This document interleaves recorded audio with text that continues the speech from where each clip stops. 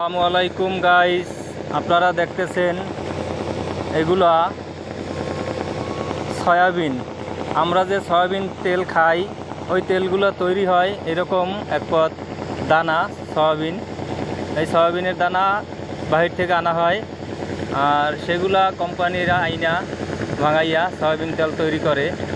আর সেইগুলা লোড হইতেছে, আনলোড হইতেছে ক্যারেন দিয়া। দেখেন গাইস, এই ক্যারেন থেকে মালগুলো নিয়ে ওইখানে দেওয়া হয়,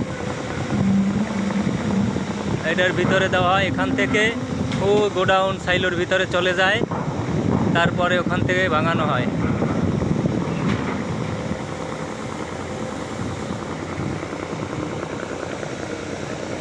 এটা হলো ক্যারেনের গ্রাফ। এই গ্রাফ থেকে খেওয়ামাইরা তুইলা উঠায়। হ্যাঁ, এই যে